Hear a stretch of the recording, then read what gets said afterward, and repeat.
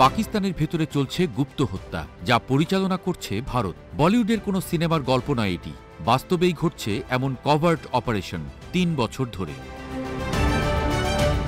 সম্প্রতি এমন প্রতিবেদন প্রকাশ করে হইচই ফেলে দিয়েছে দ্য ওয়াশিংটন পোস্ট। মার্কিন গণমাধ্যমটির দাবি, ভারতের এক্সটার্নাল ইন্টেলিজেন্স ইতিমধ্যেই গোপন অভিযানে হত্যা করেছে ৬ জনের বেশি পাকিস্তানিকে, আর এই কার্যক্রম চলছে ২০২১ সাল থেকে। এমন ৬টি মামলার তদন্ত করেছে ওয়াশিংটন পোস্ট, যেখানে সাহায্য নেওয়া হয়েছে প্রতিদ্বন্দ্বী দুই দেশের শীর্ষ কর্মকর্তা, সামরিক সদস্য, নিহতদের স্বজন ও বেশ কিছু আলামতের।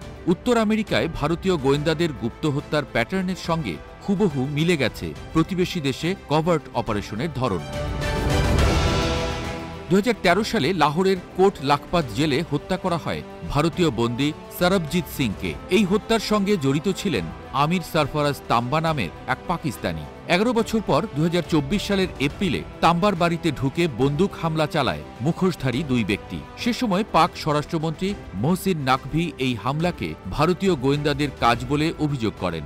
আর প্রতিবেদনে হামলায় নয়াদিল্লির জড়িত থাকার প্রমাণ তুলে ধরেছে ওয়াশিংটন পোস্ট।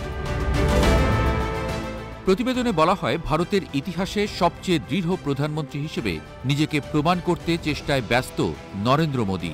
এজন্য দেশে বিদেশে তার নির্দেশে চলছে কভার্ট অপারেশন, যার নেতৃত্ব দিচ্ছে গোয়েন্দা সংস্থা রয়ের সদস্যরা।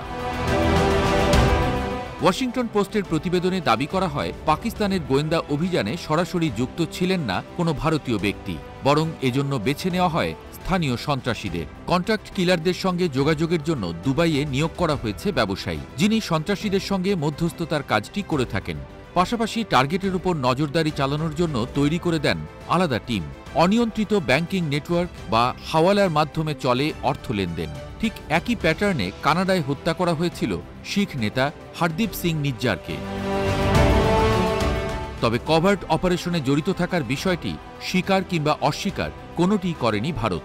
এমনকি দেশটির পররাষ্ট্র মন্ত্রণালয় ওয়াশিংটন পোস্টকে অভিযোগের মন্তব্য জানাতেও অস্বীকৃতি জানিয়েছে। স্টেট ইউনিভার্সিটি অফ নিউ ইয়র্কের অধ্যাপক ক্রিস্টোফার ক্যারির দাবি, ভারতের এই গুপ্ত হত্যার সঙ্গে ইসরায়েলের গোয়েন্দা সংস্থা মোসাদের অপারেশনের মিল রয়েছে। ভারতের সাবেক সেনা কর্মকর্তা শ্রীনাথ রাঘবনের দাবি, এমন গুপ্ত হত্যাকে গোয়েন্দা বাহিনীর গৌরবগাথা গল্প হিসেবে স্বীকৃতি দিতে চাইছেন নরেন্দ্র মোদী। ঘটনাগুলোকে একপাক্ষিকভাবে উপস্থাপনের মাধ্যমে তৈরি করা হচ্ছে একের পর এক বলিউড সিনেমা।